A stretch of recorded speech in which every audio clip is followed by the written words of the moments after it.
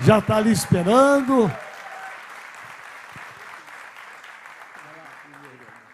Amém. Levante a sua mão direita. Senhor, em nome de Jesus, graças nós te damos pela vida tão preciosa do pastor Felipe, pastora Jéssica, do Davi.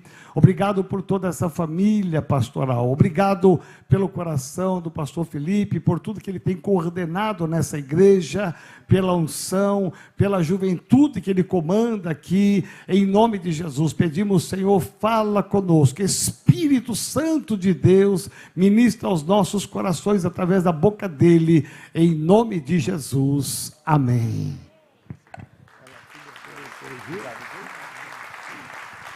Glória a Deus, bom dia família renovada, tudo bem com vocês? Tem alguém com frio? Gente, eu estava com um pouquinho de frio aqui em cima, eu confesso, mas a gente já deu uma melhorada aí, né? Agora, esse ar-condicionado, já que tem, vamos usar mesmo, né? Mas, enquanto uns estão sem energia, a gente está aqui, né? Aproveitando o ar mesmo, a gente já esquentou um pouquinho. Meus irmãos, que privilégio, que alegria estar aqui nesta manhã, apóstolo, muito obrigado, que honra é servir esta casa. Eu me sinto muito honrado e confesso a vocês, quantos estavam aqui domingo passado em um dos dois cultos? Por favor, levante sua mão. Meu irmão, como é bom ser parte de uma igreja que fala aquilo que faz parte, que é correto, que é coerente, que está no Evangelho. Seria uma incoerência da nossa parte se a gente simplesmente falasse de tudo aquilo que é bom, que é leve, que é prazeroso. Semana passada, especialmente no culto da manhã, o apóstolo Joel trouxe uma palavra tão profunda, tão forte. Vocês estavam aqui? Vocês ouviram? E foi tão importante a respeito de conhecer as estratégias do nosso inimigo. Isso está na Bíblia. Nós estamos num culto de celebração, de louvor, de adoração a Deus, amém? Nós não estamos aqui para falar do diabo, do Didi, do Pediri, pode usar a expressão que você quiser, mas nós estamos aqui para falar a respeito de quem Jesus é e daquilo que ele faz nas nossas vidas. Mas nós estamos em guerra. Faz parte do entendimento de um cristianismo equilibrado, que nós falamos a respeito disso, de batalha espiritual, de santidade, de arrependimento, de mudança, de conversão, e por isso eu me sinto muito honrado em ser parte de uma igreja que nesse mês está trabalhando alguns temas tão profundos, talvez um pouquinho polêmicos, um pouquinho delicados, mas profundos, coerentes, e que são necessários de serem abordados nos nossos dias, na nossa geração hoje. Então eu peço que você abra o seu coração, que você esteja preparado, porque o Senhor vai te dar estratégias poderosas hoje, para que você continue a ser mais do que vencedor em Cristo Jesus, amém? Amém. Hoje as nossas mulheres, né, muitas delas estão lá no encontro com Deus, então eu estou contando muito com o apoio dos homens, né? Então os homens estão aí, amém? Amém. Amém. Mais uma chance, amém? Amém. Isso. Mulheres estão aqui também? Isso, então nós temos lá 120 mulheres lá, mas as mulheres que estão aqui, elas vão cobrir, amém? Amém! Glória a Deus, aleluia. Homens, amém? Amém, isso aí, tudo bem definido nessa igreja. Estamos em guerra nisso também, mas isso é uma outra área que depois a gente fala. Hoje a gente vai falar a respeito de vida financeira. Nós estamos em guerra também nas nossas finanças. Você sabia disso? E eu queria pensar com você algumas coisas. Semana passada o apóstolo já fez uma introdução tão profunda a respeito desse tema, mas eu queria que você abrisse a sua Bíblia comigo em João 10:10. Vamos falar um pouquinho, só um pouquinho mesmo, a respeito daquilo que o nosso inimigo tem tentado desde sempre, na verdade, continua tentando fazer contra nós, contra a igreja de Deus, contra a humanidade. João 10:10, muitos devem saber de cor, mas vamos ler todos juntos. A Bíblia nos diz assim: o ladrão vem somente ou apenas para roubar, matar e destruir. E Jesus diz: eu vim para que tenham vida e a tenham plenamente, tenham em abundância. Então o diabo vem para... Ih, deu ruim a ordem aí, né? Vamos roubar primeiro? 1, 2, 3 e... roubar, matar e destruir. É interessante porque, de novo, nós não estamos aqui para falar do agir do diabo. Esse é um culto de celebração ao Senhor Deus e aquilo que Ele faz nas nossas vidas. Ele nos deu vida abundante, amém? Nós somos plenos, felizes, leves, porque nós temos Jesus na nossa vida. Mas hoje nós vamos entender um pouco daquilo que o inimigo tenta fazer contra nós. E a Bíblia nos conta, Jesus disse, já nos prepara, olha, ele vem para roubar.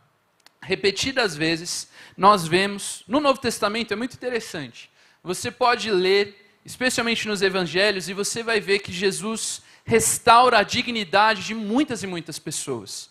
Pessoas que o diabo havia jogado na rua. Começou com uma enfermidade, mas no fim a pessoa perdeu todo o dinheiro, perdeu a família, perdeu os seus sonhos, os seus projetos e estava lá jogada, sem expectativa, sem futuro. Esse é o agir do diabo. Ele tenta nos roubar, matar e destruir, mas roubar em tudo na nossa vida, inclusive nas nossas finanças, certo? É isso que a Bíblia nos diz. Esse é o intento dele, esta é a alegria, a satisfação em trazer sofrimento, em trazer engano, em trazer maldição. E Jesus veio para desfazer as obras do diabo, amém? E aí Jesus vem e restaura a dignidade de pessoas que estavam completamente sem futuro, sem expectativa de nada. Talvez eu e você éramos assim também. Antes de Jesus a gente não tinha futuro, não tínhamos expectativa, não tínhamos sonhos, não tínhamos condições de chegar a lugar algum, mas Ele nos restaura. O diabo vem tentando desde sempre destruir, matar, mas roubar.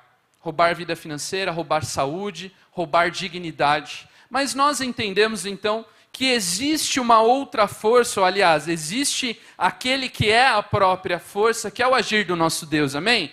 E não há rivais, não há comparação nesta guerra, mas nós podemos olhar para ele e aprender algumas coisas. A Bíblia nos diz em Jeremias 29:11, vamos abrir? Volta aí um pouquinho lá para o Antigo Testamento, Jeremias 29:11. Então, se o plano do diabo é roubar, ele quer nos roubar, ele quer trazer destruição, ele quer trazer destruição aos sonhos, aos projetos, à dignidade. Jesus, ou melhor, o nosso Deus, ele tem um outro projeto que está aqui muito claro para nós em Jeremias 29:11. Quem achou, diga eu achei. Vamos ler juntos aqui.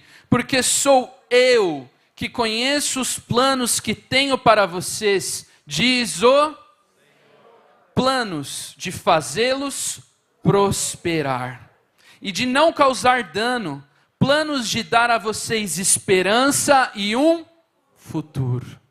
A gente não pode ter dúvida disso. Deus trabalha por processos? É verdade. Você vai ver isso muitas e muitas vezes. Deus trabalha com desertos em alguns momentos? É verdade. Mas o plano maior de Deus é de nos fazer prosperar e de nos dar um futuro. Se a gente perde isso de vista, a gente mistura uma guerra que é muito clara e muito definida. O diabo veio para matar, para roubar, para destruir, para roubar os seus sonhos, para atrapalhar os projetos de Deus para você. Ele veio, nosso Deus, Jesus veio para que tivéssemos vida e vida em abundância. E ele tem planos de paz, planos bons, de nos fazer prosperar e de nos dar um futuro. É interessante porque vamos pensar em vida financeira. A Bíblia tem de 2.000 a 2.350 citações. Depende do quão rígido você é no seu filtro. De 2.000 a 2.350 citações sobre vida financeira. Seria uma incoerência da nossa parte a gente não abordar isso aqui. Nós não somos uma igreja que é centrada nisso, amém? Nós não vivemos em função disso, nós não ministramos o tempo inteiro isso, muito pelo contrário. Mas, gente, uma vez no ano faz muito sentido que a gente aborde isso. Pelo menos 2.000 vezes o nosso Deus aborda isso. Finanças, administração financeira, sabedoria na gestão, isso está na Bíblia. E nós precisamos também trabalhar a respeito disso. O diabo veio para roubar a nossa vida financeira, amém? Nós temos que ter isso claro. Mas Deus age em nossas vidas para nos fazer prosperar e nos dar um futuro, amém? Vamos então aprender alguns segredos em Efésios capítulo 6. Vamos lá, hoje você vai navegar bastante na Bíblia aí comigo. Efésios capítulo 6 vai nos falar um pouquinho sobre como o diabo tenta nos atacar. Talvez você nunca percebeu esse detalhe nesse texto. Efésios 6:11. A palavra nos diz: vistam toda a armadura de Deus, para poderem ficar firmes contra as ciladas. Diga ciladas. É uma cilada. Nós precisamos aprender que existe uma estratégia do diabo e ele trabalha por meio de ciladas. O apóstolo Joel, semana passada, falou sobre isso. O texto continua. Pois a nossa luta não é contra carne e sangue, contra seres humanos, mas contra os poderes e autoridades, os dominadores deste mundo de trevas, contra as forças espirituais do mal nas regiões celestiais, certo? Então nós não estamos em guerra com nosso irmão, Talvez você veio aqui com um pouquinho de ira, de raiva no seu coração, mas isso já saiu, amém? Você é um cristão praticante, aleluia, né? Você está no culto nesse domingo, você tem a paz do Senhor, você já faz 30 semanas, já passou pelo Shekinah, já foi para o encontro, então você não está em guerra com seu irmão, com seu marido, com sua esposa, amém? Mas nós estamos em guerra contra autoridades deste mundo de trevas, nós estamos. E o diabo trabalha por meio de ciladas, a gente não pode se esquecer disso. É isso que ele tenta fazer com você. Você acha que a igreja está isenta disso? É assim que ele age e agiu desde a fundação dos tempos. Ele tenta nos enganar, ele é o pai da mentira, diz a Bíblia. E se ele quer roubar, matar e destruir, como é que ele faz isso? Por meio de ciladas. A Bíblia vai nos contar, em 1 Pedro 5,8, esse eu vou ler daqui, ou está na TV também. Estejam alertas e viajem não, mas também você pode viajar, amém? Estou à vontade de viajar aqui. Estejam alertas e vigiem. O diabo, o inimigo de vocês, anda ao redor como um leão, rugindo e procurando a quem possa devorar. Eu fui pesquisar ontem. Quem aqui gosta de assistir Animal Planet, Discovery, gosta de ver aquelas cenas de caça? Eu preciso orar pela tua vida, tem alguma coisa aí? Aquele animalzinho indefeso, aí vem o leão, aí vem o narrador dizendo... Koala está procurando, está escondido na savana, não é?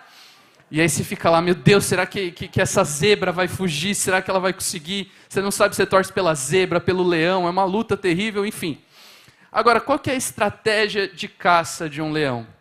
Ele é extremamente barulhento. O rugido de um leão, ele ecoa mais do que qualquer outro rugido. Então ele é muito barulhento, com exceção em um momento, que é o momento da caça. Os felinos são animais extremamente silenciosos quando querem. Então, o diabo ele não é um leão, mas ele é comparado a um leão no texto de 1 Pedro 5,8, certo? E por quê? Porque talvez a gente pense que ele é muito barulhento, é chocante, né? Você vê o agir do diabo no mundo, você vê como está a realidade da nossa geração, você vê as notícias e você fala, isso é chocante, isso é claramente o diabo causando barulho. Mas quando ele está à caça, ele é extremamente silencioso. E ele trabalha por meio de ciladas, para trazer engano e para trazer roubo. Então, quando Pedro faz esta comparação, nós já entendemos a profundidade disso. O diabo, de uma maneira muito silenciosa, ardilosa, por meio de ciladas, ele tem tentado a humanidade. Isso é assim desde sempre. 2 Coríntios 11:14 diz, isso não é de se admirar, pois o próprio Satanás se disfarça de anjo de luz. Olha só, Apocalipse 12 vai nos contar que ele é a serpente que engana a humanidade desde o início dos tempos. Meu irmão, eu não sei quantos anos você tem. Talvez você já esteja aí vivendo 200, 250 anos, glória a Deus pela sua vida, mas o diabo está especialista nisso há milhares de anos. É isso que ele fez lá no Éden. Enganou a humanidade. E é isso que ele vem fazendo continuamente. Então, não ache que você tem essa capacidade toda, né? Não, eu sou muito esperto, pastor. Nós precisamos olhar para Jesus. A Bíblia fala que nós devemos resistir, nós devemos vigiar, porque ele, o nosso adversário, está procurando uma oportunidade. Ruim falar isso, né? Negócio meio tenso, mas nós somos felizes em Jesus, amém? Ele veio roubar, matar e destruir, mas Jesus veio para que tivéssemos vida e vida em... Nós não vamos perder o nosso foco. Esse é o Evangelho. Jesus nos traz vida e vida abundante. Agora, se o diabo vem para roubar, para atingir a minha vida financeira, para causar miséria por meio de ciladas, hoje nós vamos falar um pouquinho a respeito de algumas ciladas na nossa vida financeira. E como o diabo continua tentando trazer destruição em meio do povo, não só o povo de Deus, mas em meio à humanidade. O apóstolo me autorizou hoje a ser bem pragmático, bem didático, então hoje vocês vão ter que aguentar aí umas estatísticas, sinto muito. Vamos olhar para a TV, eu queria que eu soltasse aqui algumas reportagens. Olha só o que está acontecendo nos nossos dias hoje. Essas reportagens, por exemplo, a primeira é de 3 semanas atrás. Olha, betes e tigrinhos causam divórcios no Brasil. E uma mulher cita, meu marido vendeu a nossa casa. Vocês já viram alguma notícia dessa? Procurando e pesquisando para esta mensagem, eu achei umas 20 diferentes. Pessoas que perderam a sua casa, o seu lar, o seu casamento, porque estão presos em uma cilada. Segunda notícia: perdi casamento, emprego e R$100 mil com vício em bets, conta um gestor. E a terceira reportagem, olha a tristeza disso aqui. Um homem, isso não é no Brasil, isso é na Indonésia. Um homem foi preso por vender o seu filho de 11 meses. Um bebê de 11 meses. Por R$5 mil e gastar o dinheiro com uma aposta online. E aí o vídeo tem a mãe indo buscar o filho chorando copiosamente. A mãe chega e o seu filho havia sido vendido por conta de um vício em apostas. Isso é uma cilada. A gente não aborda muito isso aqui, não é o foco do nosso evangelho, quero deixar isso muito claro. Você não vai ver isso todos os domingos aqui, mas hoje é dia de falar a respeito disso. Isso é uma cilada, é um engano, e o diabo está deitando e rolando em cima de tanta gente. Só que vocês vão aguentar bastante reportagem. Vamos lá, mais um. Segundo, influenciadores mirins divulgam bets e vício em aposta ameaça crianças e adolescentes. O Conselho de Educação de Brasília, olha só, segunda, bets ameaçam ambientes escolares e despertam preocupação de autoridades. E por fim, bets levam adolescentes a se endividarem com agiotas. Nós estamos falando de adolescentes de 12 a 17 anos. Bets levam adolescentes a se endividarem com agiotas. E aí fala os principais sinais de dependência. Cilada. Ah, mas isso não acontece, pastor, quase ninguém cai. Já vamos falar mais. Próximo slide, por favor. Olha esse. Beneficiários do Bolsa Família gastaram 3 bilhões de reais. Eu sei que só o João Batista, né, o Alves ou Batista, depende do momento, ele tem 5 bilhões para nos emprestar, mas aqui alguns beneficiários de projetos sociais. Gente, olha que tristeza. Pessoas que não têm uma condição ainda de viver uma vida plena por tantas e tantas razões, 3 bilhões de reais gastos com ciladas. Isso só no mês de agosto, segundo o Banco Central. Segundo, bets podem receber 216 bilhões, essa grana nem o João tem ainda, mas em breve. 216 bilhões dos apostadores somente no ano de 2024. Terceiro, brasileiros, isso é estatística brasileira, estão abrindo mão da graduação, da sua faculdade, para gastar com bets, com apostas online. E último, agora está acabando. Olha só, febre das bets já faz do Brasil o país com mais acessos à plataforma de apostas online no mundo. O nosso país, isso é aqui, gente. Não acho que, não, isso não acontece na minha vida, meu irmão. Essa é a realidade. O Brasil é o país com o maior número de apostadores do mundo. Segundo, varejo brasileiro já sente impacto do aumento dos gastos com apostas. Quantos empreendedores estão aqui? Você tem o seu negócio? Talvez já foi parte de alguma reunião de diretoria isso da sua empresa.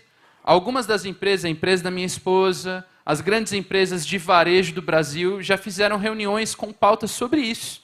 As vendas estão caindo porque as pessoas estão se endividando com apostas. Isso é real.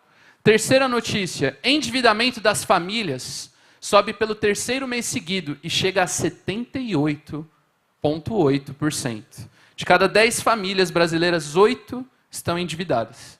E por fim, pesquisa revela o perfil do apostador brasileiro e foi revelado que são 24 milhões de pessoas no Brasil que estão envolvidas com apostas online. 24 milhões. O Brasil tem de população economicamente ativa algo na casa de 140 milhões. Ou seja, de 140 milhões economicamente ativos, 24 estão envolvidos com isso. E aí eu fiz uns gráficos, porque aqui a gente é estatístico, né? Pode soltar aqui, Nath, por favor? Olha só. Essa é a porcentagem... Jesus, destruir uma coisa aqui, mas está tudo bem, viu, Tiago da guitarra? Você é precioso.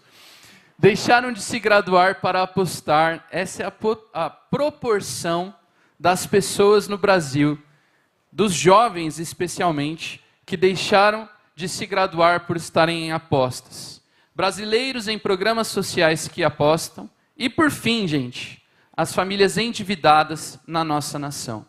E eu acho muito interessante porque nós, como pastores, aquilo que a gente vê num jornal, normalmente, dá algumas semanas, a gente começa a ver na realidade também da igreja. Claro que a igreja é muito mais blindada, é verdade, graças a Deus por isso. Mas já aconteceu, a gente já trabalhou isso, por exemplo, no nosso encontro com Deus. Algumas semanas atrás, no encontro com Deus de homens. Isso já tem acontecido. Você vê, olha, surgiu uma droga nova e você vê isso no jornal, isso assusta, dá 1, 2 meses, chega alguém, pastor, ore pelo meu sobrinho, ore pelo meu tio, ore pelo meu pai. E aí você vê essas estatísticas, é o que é. Dá um tempinho e vai começar a aparecer, pastor, olha, o meu marido, a minha filha está presa nisso, nós perdemos, a pessoa roubou um dinheiro, a pessoa sumiu com dinheiro. Gente, olha que tristeza o que o diabo está fazendo. São ciladas. A gente acabou de falar, o diabo trabalha por meio de ciladas. A Bíblia disse isso. É só isso? Claro que não. Ele faz isso há milhares de anos. Hoje tem uma coisa que está em alta, verdade. Mas tantas e tantas estratégias o diabo já vem tentando usar para prejudicar você, meu irmão, minha irmã. Para destruir você nos seus sonhos, na sua vida financeira, na sua expectativa de futuro. O diabo continuamente vem tentando nos atacar. Quando há endividamento, a gente falou 78,8%, gente. 80% das famílias do Brasil estão endividadas. Você acha que isso honra o Senhor? Jesus olha isso e fala, uau, como eu sou engrandecido no meio das dívidas do meu povo. Isso, de forma alguma, isso engrandece o nosso Deus. Isso é agir do diabo.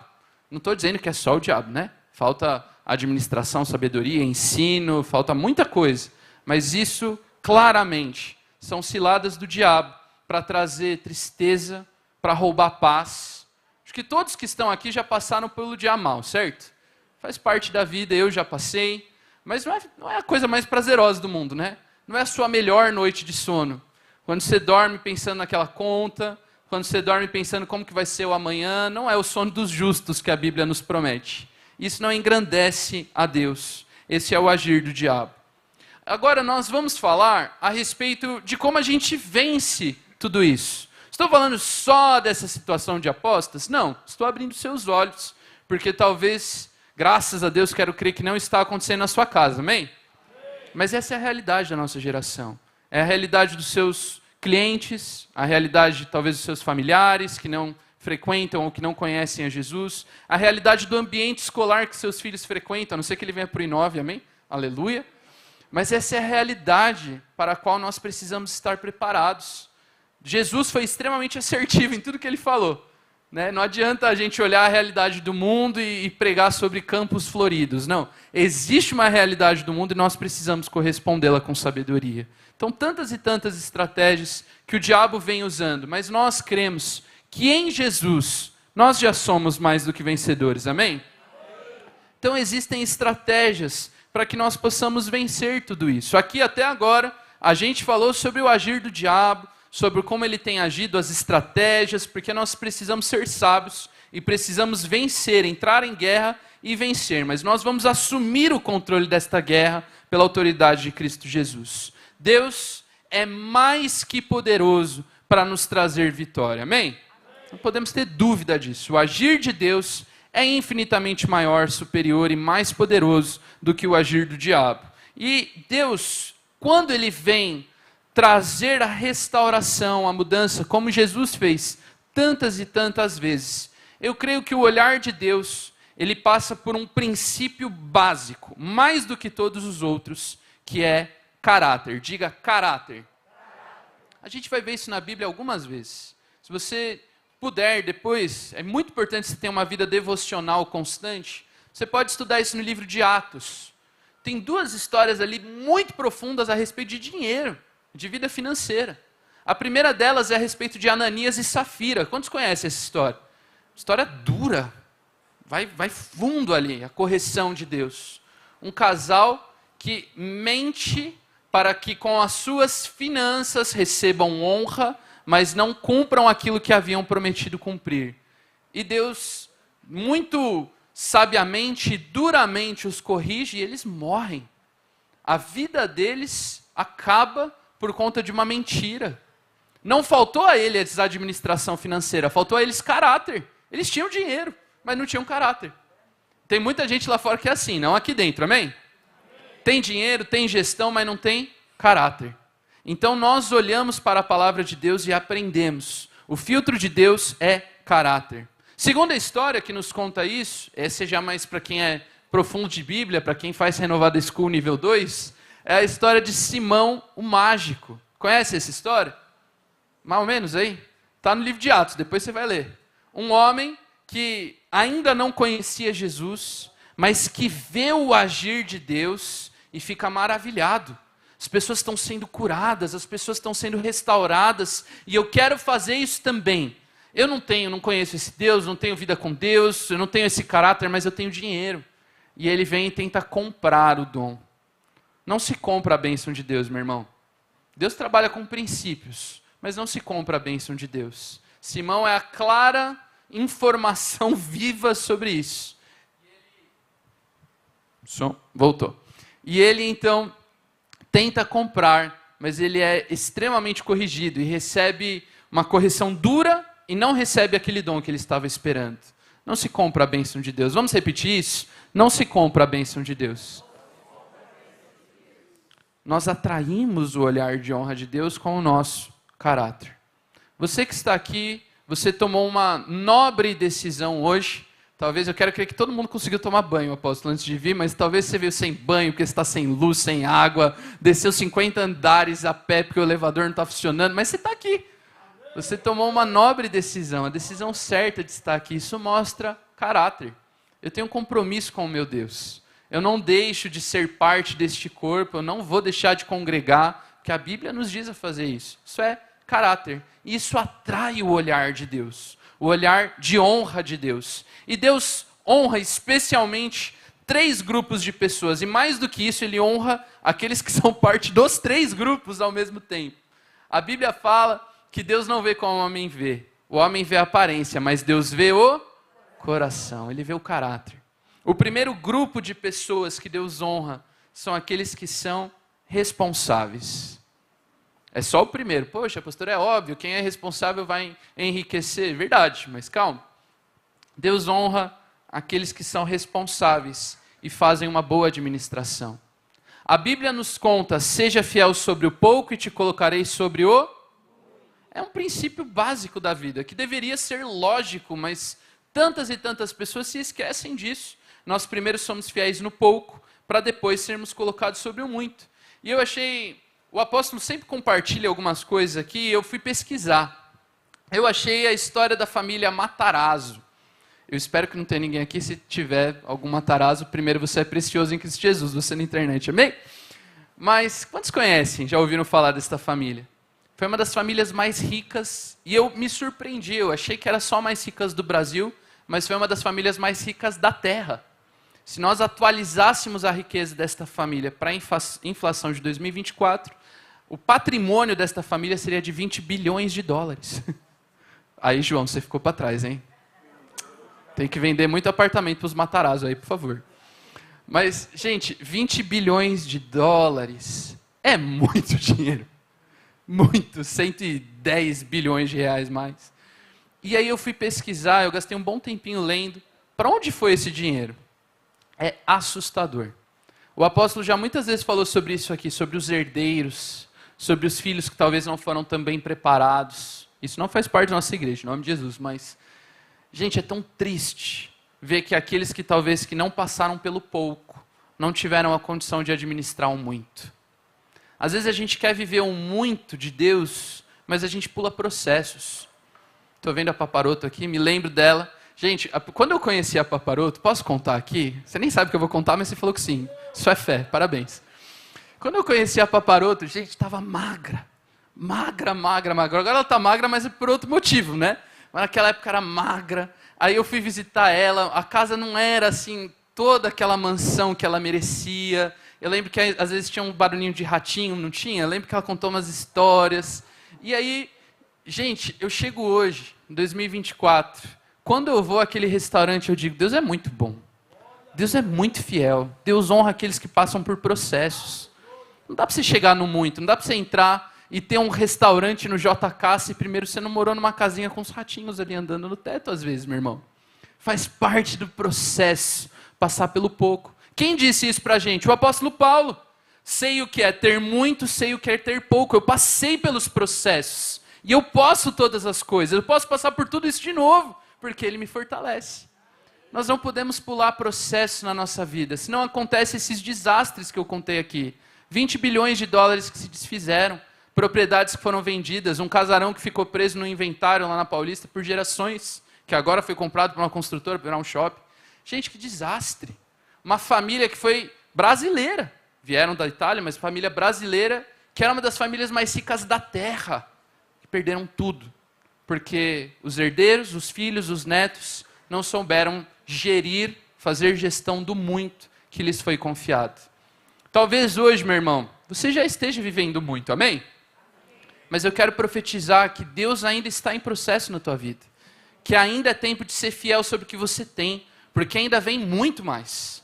Aquilo que você acha que é muito de Deus na tua vida é só o início, porque Deus trabalha com processo, e aquele que é fiel é colocado sobre o muito.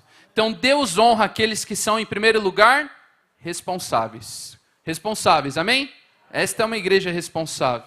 Inclusive, como igreja, nós temos de ser responsáveis. Esta é uma igreja responsável com os recursos que nos são confiados. Nós prestamos contas a Deus e nós temos que ser responsáveis sobre o pouco e sobre o muito. Segundo grupo de pessoas que são honrados por Deus são os generosos. Quantos generosos temos aqui? Agora, é interessante porque um grupo não pode anular o outro. Não existe generosidade se não houver responsabilidade, né? Alguém que é generoso, mas não é sábio, ele não é generoso, ele é irresponsável. Você não pode falar, eu sou generoso e eu comprei para o meu filho de 5 anos um carro, né? Eu sou tão generoso, e aí eu estava andando na rua, vi uma pessoa ali pedindo, aí eu dei 5 mil reais para ela, ela foi para o bar e gastou tudo. Você não foi generoso, você foi irresponsável. Então, generosidade passa pela ótica da responsabilidade, amém? E é interessante porque no grego, a palavra generosidade, que é o idioma do Novo Testamento, ela tem a mesma raiz da palavra voluntariedade. O generoso é aquele que é voluntário. No português isso é mais ou menos, mas no original é bem claramente isso. Generoso é aquele que é voluntário em tantas coisas da sua vida. Ele dá voluntariamente, ele abençoa voluntariamente. Mas quando a gente fala de voluntariedade, a gente está falando muito mais de tempo, não é verdade?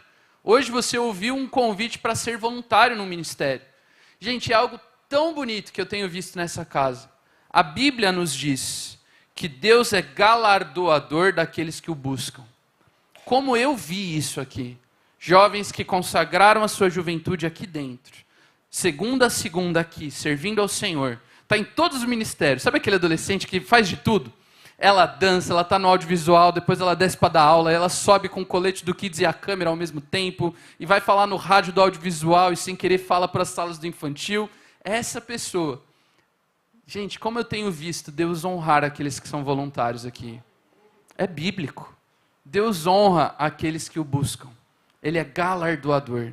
Generosidade também é voluntariedade. Talvez, só talvez, você hoje ainda não tem esses 20 bilhões que os Matarazzo tinham para semear na casa. Só talvez, amém? Mas você tem o seu tempo. Você tem os seus joelhos para acordar de madrugada e orar e ser parte da intercessão.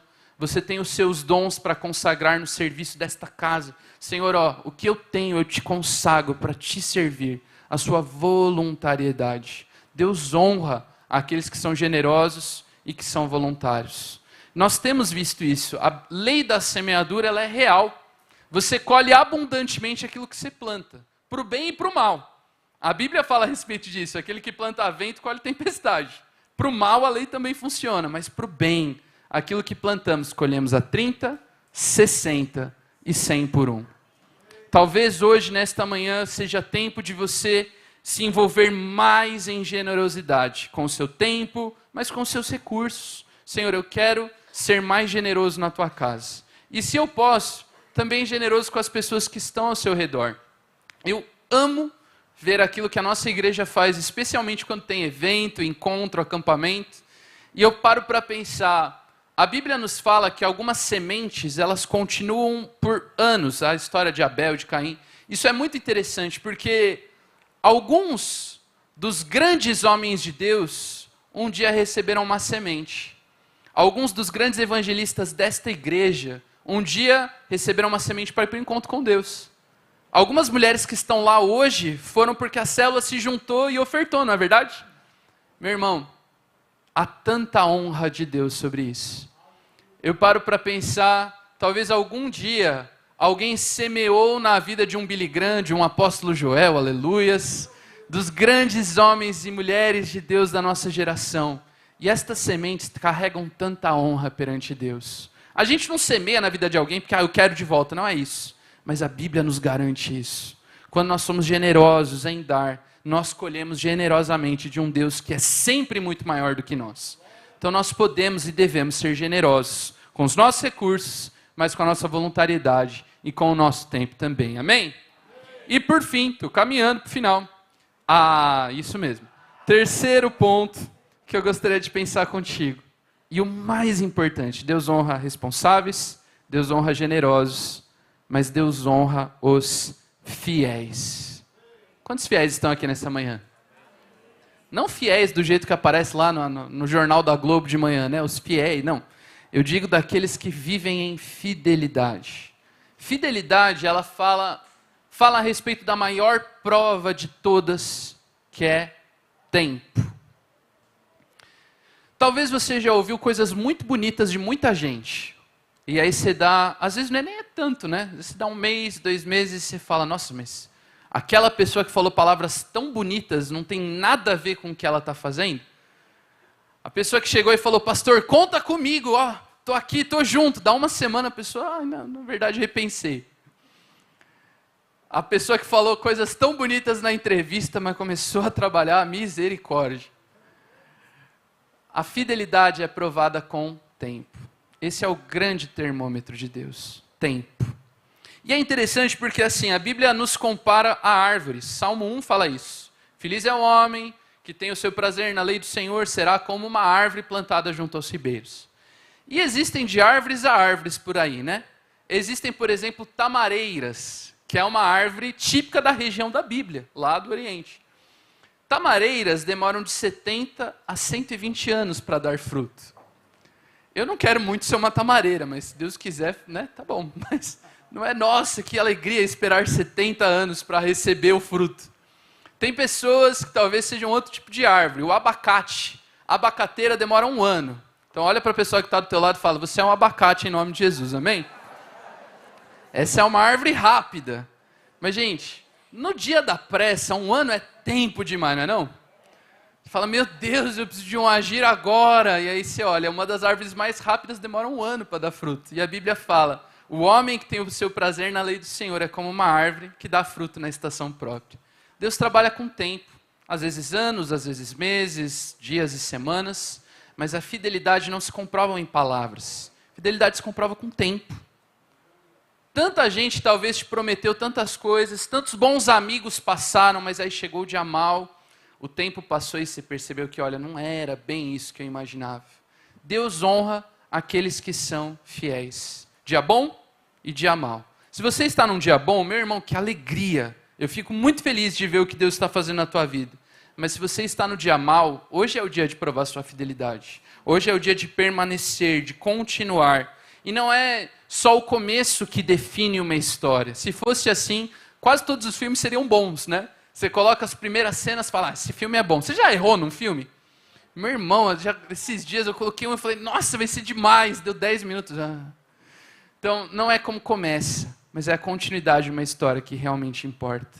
Então, Deus honra responsáveis, generosos e fiéis. E se você é as 3 coisas ao mesmo tempo, meu irmão, existe uma promessa de Deus sobre a tua vida. Você pode, em Jesus, tomar posse. Tantas e tantas promessas, centenas e milhares de promessas de Deus sobre a tua vida. Nós estamos em guerra, é verdade. Estamos em guerra em tantas áreas, mas estamos em guerra nas finanças. E eu te garanto, eu espero que esse recorte não seja colocado no Instagram, porque pode dar errado, mas eu te garanto, à luz da Bíblia que lemos em Jeremias, Deus quer te fazer prosperar. Trabalha com processos? Com certeza. Deus quer te ver fiel? É verdade. Mas Deus quer te fazer prosperar. Ele tem planos de bem e não de mal. Planos de te dar um futuro.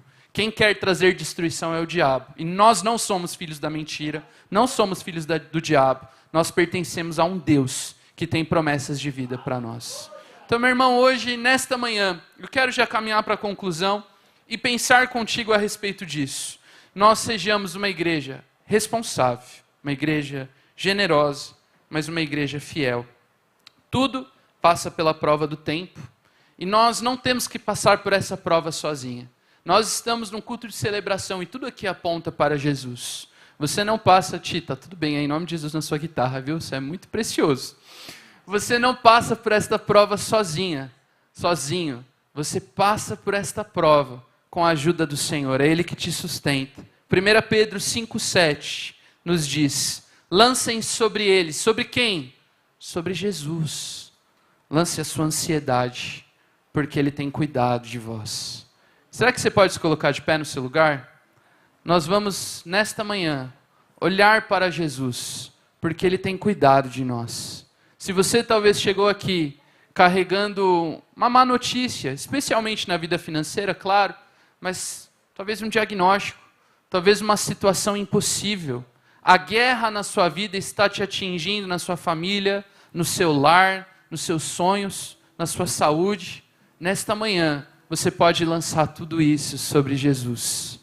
Eu quero te convidar a fechar os teus olhos agora. Senhor, nós te pedimos que o Senhor nesta hora nos ajude num autoexame.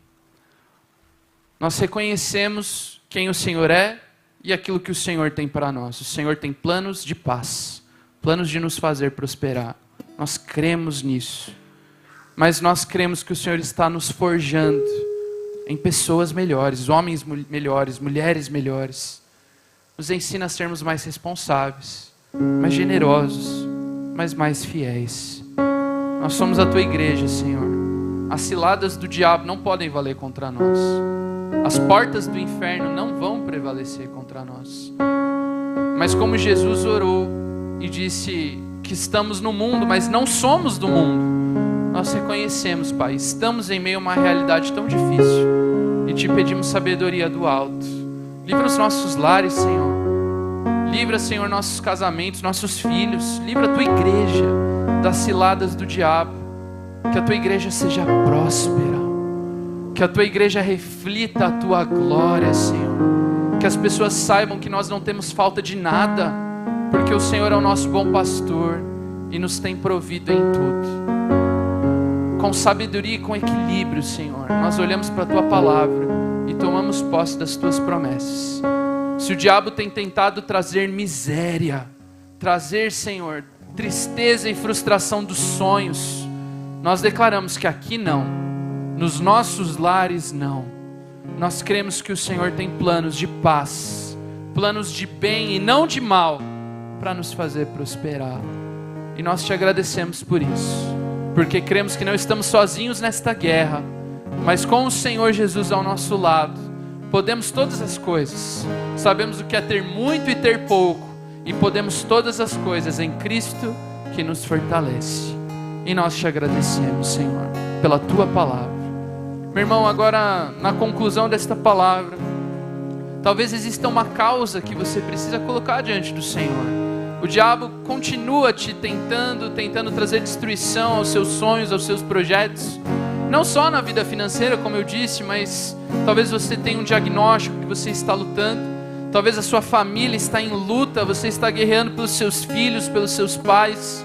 E nesta manhã, à luz da palavra de Deus, Ele que honra responsáveis, generosos e fiéis, Ele que é galardoador dos que o buscam, Ele está neste lugar. E Ele está aqui para te tocar, para te restaurar, para te levantar e fortalecer. E você não sairá desta manhã aqui sem receber o toque do Senhor. Por isso eu quero te convidar e dizer que o altar está aberto. Saia do seu lugar, venha até aqui e coloque esta causa diante do Senhor.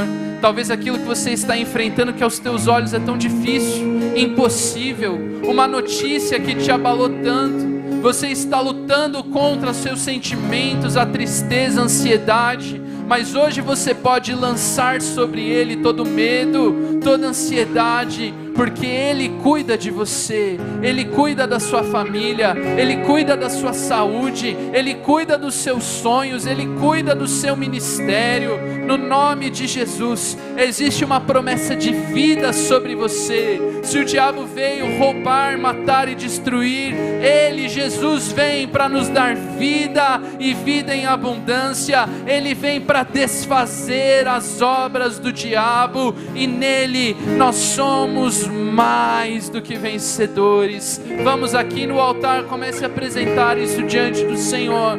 Confiamos em Ti, Jesus, confiamos em Ti. Este culto é para o Senhor, porque cremos no Teu agir, cremos que o Senhor quebra cadeias, cremos que o Senhor muda diagnósticos, cremos que o Senhor levanta os caídos. O Senhor é Deus que fortalece aqueles que não têm mais forças, porque essa é a Tua promessa sobre nós. Nada pode impedir o Teu agir e o Teu poder, e nós confiamos nisso, Senhor, confiamos nisso em nome de Jesus. Eu peço aos pastores agora, apóstolos, pastores que estão aqui, que estendam a mão, passem abençoando agora no nome de Jesus. Pode tocar e orar por cada um deles, declarando nesta manhã que as promessas do Senhor se fazem verdade. As sentenças de morte, de crise, de enfermidade, de ansiedade, de depressão, elas caem por terra em nome de Jesus, em nome de Jesus. Ele é a nossa fortaleza, Ele é a nossa torre forte, o nosso abrigo seguro. Nós confiamos no agir deste Deus. Tu brilhas nas sombras, vences batalhas. Não há nada que possa impedir o agir de Deus sobre a tua vida hoje. Não há nada. Você passará por este processo.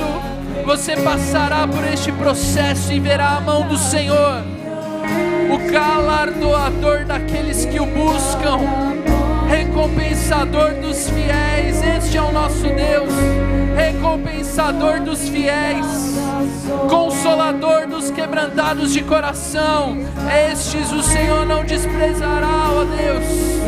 Nada pode te impedir, Senhor. Nossa fortaleza, vais adiante. Nós cremos em Ti, cremos em Ti. Nada pode te impedir. Tu brilhas nas sombras, vences batalhas,